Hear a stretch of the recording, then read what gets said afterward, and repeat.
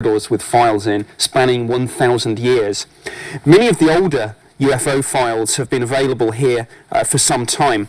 There's immense interest in the subject of UFOs from the media, the whole UFO research community, and the public as a whole. In fact, when it comes to Freedom of Information Act requests, UFOs is one of the most popular subjects that's consistently asked about.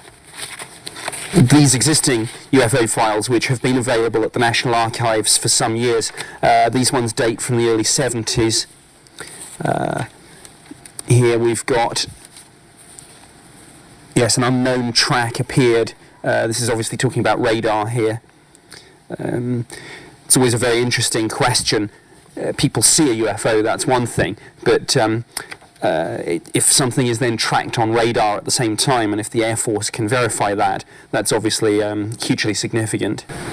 This is absolutely fascinating stuff. I mean, people will have their own areas of interest, but some of the personal highlights for me, I was interested and slightly amused to see a very interesting case where a whole bunch of staff and customers at a pub actually saw a bright white light with red and green lights on either side, and I think the clincher in this case was that when asked what direction this was, they said, well, it was in the direction of Gatwick Airport. I think possibility that might have been an aeroplane. 24/1922. There's a very interesting illustration of the fact that actually UFOs are seen in built-up areas. People have this idea they're seen in desolate rural places. Here was a sighting actually on Waterloo Bridge, when a number of witnesses actually stopped to look at this UFO that was seen over the Thames.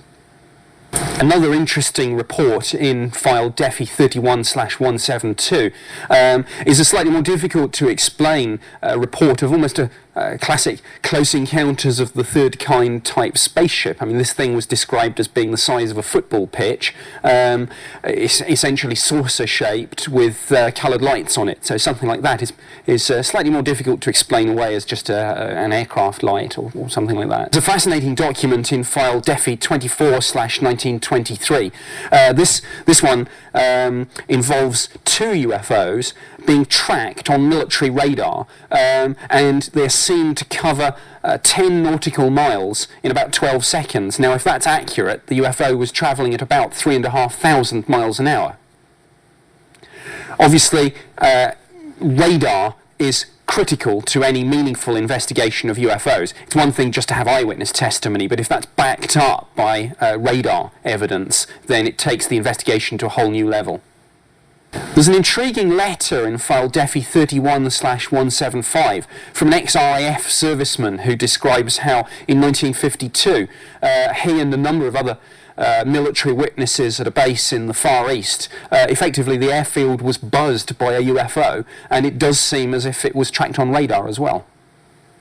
There are some slightly more bizarre reports in these files. One of my favourites refers to a man who claimed to have been in physical and psychic contact with an extraterrestrial being called Algar, who tragically was then killed in a battle with a group of other space beings. Another of my favourites from the slightly more bizarre material in these files is the old man who claims that he was actually taken on to a spaceship which had landed near Aldershot, and just when he thought that he was going to be taken for a flight, they said to him, "You can go, you're too old and infirm for our purposes." UFOs can be easily explained as misidentifications of something quite ordinary. When you look at these files, it's quite clear that in most instances what you're dealing with is well-intentioned witnesses, but people who are nonetheless misidentifying things.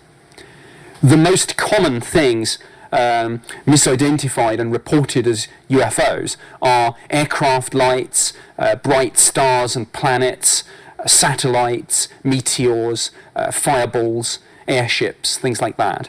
I think with the greatest of respect to the general public, the files that people will find more interesting are cases where the witnesses are, for example, police officers or pilots. And there are some interesting cases like that in these files.